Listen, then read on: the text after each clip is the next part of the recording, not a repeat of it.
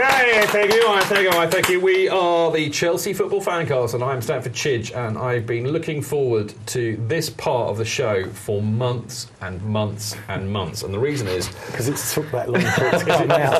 Because there's a bloke called David Chidge who wrote an article. No. I mean, I seriously have, because obviously Marco asked me to write an article for this, and then told me about the idea for the book, and I just thought this is going to be absolutely fantastic. And I've got to tell you, folks, I haven't managed to read all of it yet. It is thick. It's a book with a lot of words. Look at how thick that... Never mind the quality, feel the width, as somebody famous once said.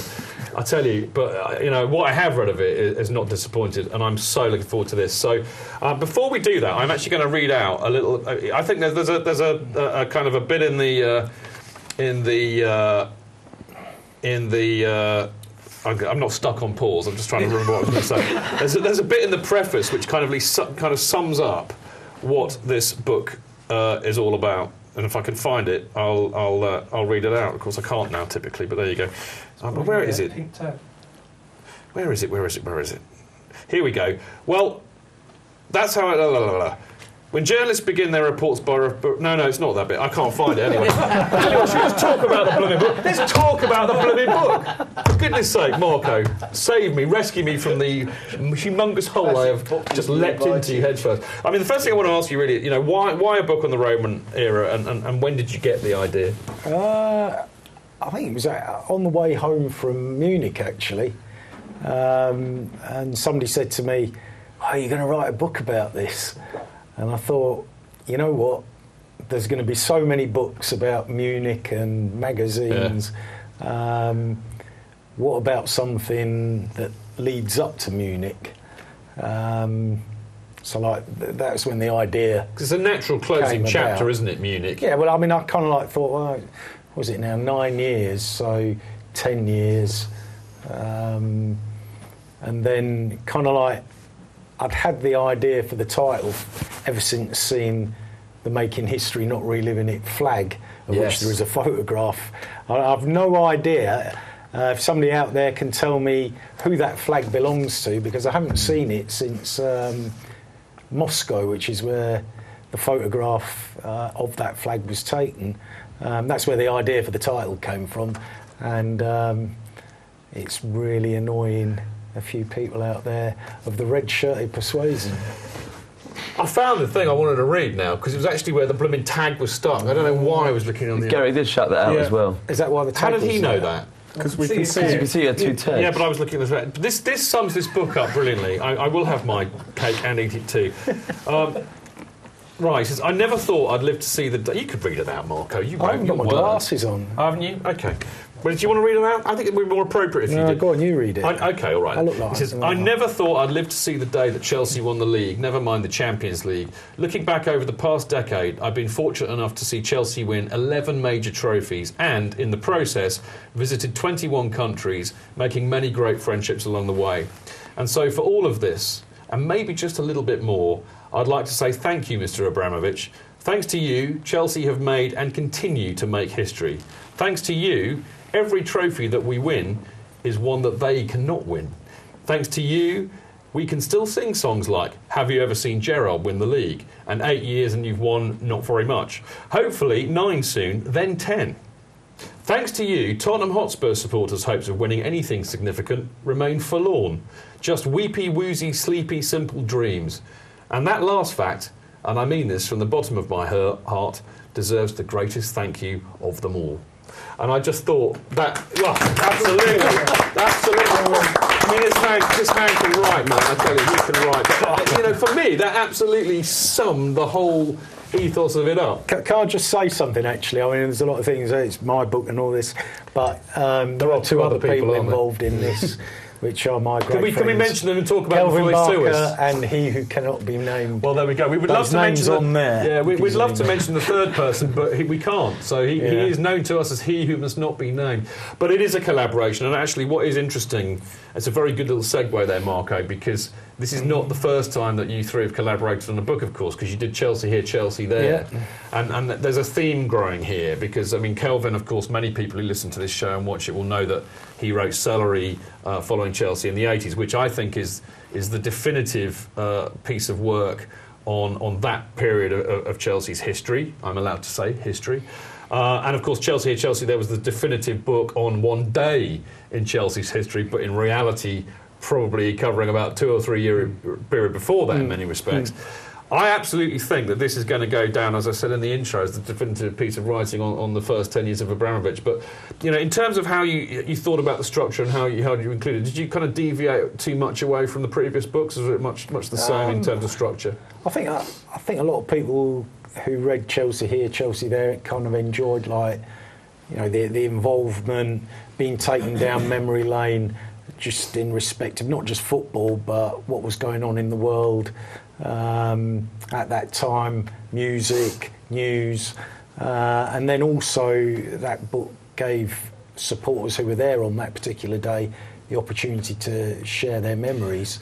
So it's kind of like that kind of worked. So it was, how did we do this with this particular book? And obviously 10 years of Abramovich, so 10 seasons, and then picking out a particular game from each season, and then opening it up to the true blue massive who wanted to contribute something that was personal to them about, you know, the 10 years of Abramovich. He's absolutely nailed it there. I mean, exactly that. I mean, basically what you get, I mean, there's a nice little preface and you kind of set the context of Roman arriving at the club, but you then basically go, you know, month by month from June, or was it August? I forget June now, but 2003, June 2003, right up to the end of last season. And it's fantastic, and it really does, you know, brings the memories back to life in a very real way. But he does mix it with a bit of news and context. But here's a good question for you, Marco. What's your favourite moment in terms of time from the Roman era? Favourite moment, probably seeing Frank Lampard running towards me at the Reebok. Well, not me personally. I don't know, Marco. Maybe it was Frankie. You know. It probably was. And dispatching the ball beyond Jussie Jääskeläinen, and that was it. Yeah. Chelsea on their way to winning. That was the special, league title. wasn't it? Yeah, I mean, that was something I never thought I'd ever. You know, there are a whole lot of things when I sort of went through the editing process of looking at this book. There was like a whole stack of stuff that I thought I'd never get to see that in my life. You know, as a kid, did I ever think that? I never thought I'd have a kid for a start. And there's a picture of me with my daughter on the pitch at Stamford Bridge with the FA Cup and the Premier League. That's without butting in. I have to say, I mean, you can't see because we can't do a close up, but there are about 10, 15 pages of absolutely fantastic. 24. Thank you. 24 fantastic pages in here, of including a lot of the flags that we all know and love, like the "Where were you when you were poo" flag. I know it doesn't really say that. Picture of me in there as well. I was going to say, apart from one, which is a picture of not just Darren but Steve Mantle as well. But there's loads of great pictures marking the time, especially his mob who go over land and sea. It's great. What's your favourite moment from the Roman era? It would be the same, but for the sake of not saying about a trophy or winning something, it was probably when beat Barcelona 4-2 out of anything that wasn't winning a trophy, basically. Just because it was all the hype around it and the fact that Barcelona were a great team and whatnot, and the way Mourinho did it, the whole greatest matches I've seen. That. And him naming their team beforehand for the away leg and our team, and he gets our team wrong and everything else, and puts pressure on it, and Kalina's the ref, and everything about that match. It's great, wouldn't it? What about you, Ross?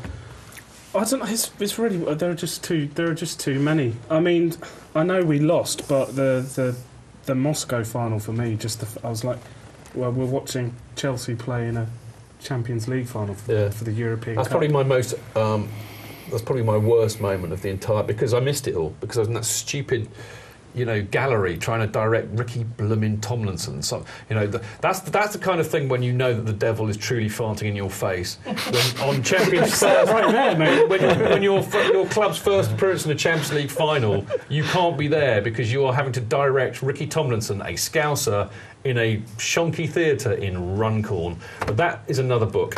Benches, what's your favourite moments? Or have you got any questions for Marco, in fact? I've got two moments. The Weybridge goal at Arsenal, which I thought was brilliant. Yeah. Ranieri. I think Munich, for me, like Marcus said, I never ever thought we'd get the Champions League. I nearly left when they scored. I said, right, I'm going on 90 minutes. Drogba scored. And the rest is history. Yeah, brilliant stuff. Spanking Spurs at Wembley 5-1. Yeah, there's a picture of the score. There's a picture, yeah, brilliant stuff. Right, now the other thing which I found fascinating, which again you said you've done other books too actually, but it's the See You at the Game section, Marco, and you've got a selection of your favourite games. Can you just briefly tell us which ones you chose, and then tell us which your absolute favourite was? I chose one from each season, and then there was a bonus one at the end, which was the Europa League final. And they were kind of like a mix of... they were all away apart from one of them. Apart from one game, which was when we won the title for the second time against United. Yeah, they're all away because I think you have more memories because there's a whole lifestyle thing going on there. And the games that were chosen, it's already been mentioned. First season was Wayne Bridge, the Wayne Bridge game. Which is the one that Dan just mentioned. Winning at the Library. Second season was the Bolton game. Yeah. The third season was... Stamford Bridge 3-0 United. Yeah, United game. The next season was Porto in the Champions League, because that's the one and only time I actually met Roman Abramovich, which was pretty surreal, in a hotel after the game, having walked through the pouring rain. I mean, that was just crazy. So that was quite interesting. Then there was a couple of amusing ones, which was Rosenborg away, which we've got time to share the funny story. Okay, so the funny story here is it's the middle of winter, just snow everywhere, bitterly cold. Chelsea won 4-0. I think Avram Grant was holding the fort at the time. And there was a break in play. I can't remember, somebody got injured. And I was there with long way round Pete Bromley, who decided it'd be quite funny to take his shirt off, at which point my mum rang me up because she'd seen him on the telly and said, "Tell that stupid man Bromley to put his shirt on." and then the break continued, and I lit up a cigarette, and then she rang me back and said, because the camera was just apparently panned in on us, and she said, "You told me you'd given up smoking." Brilliant. Actually, that's the kind of thing my mum would do as well, Marco. You have my absolute sympathy. What's your favourite match from the Roman era then? Out of those? Blimey. Tough one, that, isn't it? Favourite match? I'm just looking at the rest of the list.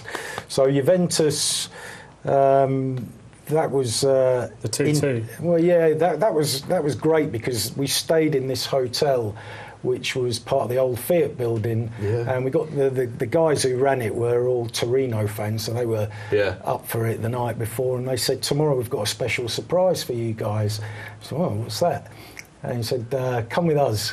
So they took us out the back of the building. We went up this elevator, which was like a service elevator, onto the roof of the building, which is where the Italian which is where they filmed the start of the chase sequence from the Italian. It's the domed kind of route. So we're all up there singing, "This is the self-president." Well, people say, "Why'd you go and watch football away?" Well, that's why. I mean, that is like defining, isn't it? I mean, favourite game, there. I don't know. Tricky. It's so tough. It is so tough, that. I think the Champions League final... Got to be, hasn't it? Just in terms of the whole context of that game, their city, their stadium, their trophy. And the before and the after, of course. Them taking the lead. Drogba's last game, last kick. Crying. Marco, crying at the memory. No, I've just got a bit of sleep dust. I'm not really crying, but... Marco sums this up very well, actually, and he's done this in many of his other books too, but he has this phrase which he calls being Chelsea. And actually, we were talking about this before the show started, but I think in terms of what you've just described about the whole Munich event, for me that epitomises the whole being Chelsea. We took so many people there. People sold their grandmother to go. We had way too many people in Munich. We drank way too much. We took the mick in their city. We won it stupidly because we were clearly outplayed for all of the match. And I mean, everything about that. I mean, we could sit here and do a 10-hour show right off the bat about Munich, and 95% of it would be about nothing to do with what went on in the pitch. Yeah. And for me, that's it. Now, talking of which, actually, is a nice little segue here too, because of course the last section of the book, Marco calls Points of View, which is the story of the last of Roma's first 10 years from the fans' perspective. And there's a lot of brilliant tales along the lines that Marco's just been describing. But there's all sorts of, there's very different things about the games, about the different moments.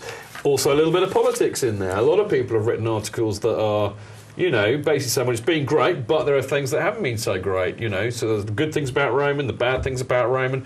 Darren's written one about the CPO, which of course is Darren's great thing. I've got to read you, by the way. I'm going to embarrass him comprehensively now. The other nice thing about it is that everybody who's written an article gets a little intro which they didn't write, which I quite like. He doesn't like his. No, Darren doesn't like his. He must have been named right my one. This would be why. Roman's bridge too far. Darren Mantle. Born into a family of fanatical Chelsea fans, Darren, twin brother Steve and dad Graham are a part of the fabric of true blue life. Darren is one of a dedicated band of followers. I thought he was a dedicated follower of fashion. Well, clearly not. No, he's definitely not that. He's a dedicated band of volunteers responsible for ensuring that the large blue flag unfurled at matches is displayed correctly and subsequently stowed away safely. Though he still isn't quite sure what happened in the Amsterdam arena. Yes, it was he must have been aimed at that one. But anyway, thanking for it. It's a lovely variety of stuff. I mean, one of the ones I like particularly was John Druitt's Letter to Roman. And John's been going for, over 40 years? Yeah. And he basically completely, I wouldn't say coached Roman off, but he questions seriously why he hired Rafa Benitez. So obviously John immediately got into my heart for that letter. And Tim Rolls has written one about what would have happened had Roman not turned up, and would we have ended up like Leeds or Portsmouth. Joe Tweeds talks about the Barcelona away match, Daz a CPO. Neil Beard talks about the fans, as does Cliff Duff. One of the most moving things I thought was Ed Sofolovsky's article all about Kyle. You want to talk a little bit about that? Yeah. I mean, just to sort of step back from that. I mean, what I wanted to do was just give as broad a cross section of supporters as possible. So sort of old, from Ken Turner, who's kind of like my uncle, who's his first game was in 1947. I mean, he's the oldest Chelsea supporter that I know who's seen everything. Yeah. So his story's quite interesting. And then people like John Druitt, who are week in, week out, through to kind of the youngsters. Yeah. More like Ed. Yeah, Callum. Exactly. Yeah. Who Oscar. Yeah, exactly. What about me? Yeah. No, you're not so young. I'm the same age as Ed. Oh, right, okay, and you. Yeah. and also not forgetting our friends overseas. Yeah. So Harry and Oscar Beth from Sweden, Beth from the States. Just to try and mix it all about. But there was no. I can't actually remember how that came about with Ed writing about Kyle. But also Mark Wyeth writing about Steve Salmon, and then kind of like the whole irony at the end of it, which I think we'll come on to a bit later. But that whole personal thing, different things for different people. Different things mean different things to different people. They do, I think that runs. Yeah. Annoyingly, we have to go to a break in a minute. But you know what? Okay, we're going to do a vote now with all the people that listen to the show here. We could do You're on CFFC next, which we will do. But I want to carry this chat on with Marco because it's just too good, and it's my show, so I'm going to. So after the break, we're going to carry on. No, I forget the vote. It's not democracy. I'll second it. Russell third it. Okay, we call it. Oh, we've still got a minute, apparently, so just finish off what you were saying, Marco, and then but we're still going to carry on talk to you about it afterwards. Oh, yeah. Go on. Well, okay, quickly. Keep talking. Funny story, the Ken Turner story about his grandson. Ken lives in Spain. His grandson, or his son-in-law, is a West Ham supporter who lives in Surrey. So Ken from Spain keeps buying his son Chelsea shirts, but his dad buying him West Ham shirts. So his grandson's a West Ham supporter right up until the day he goes to school when he realises all his mates are Chelsea. Brilliant. Right, annoyingly, we have to go for a quick ad break, but we're going to come back and we're going to carry on talking to Marco because, as I said, it's just too good to miss. We'll see you in a second.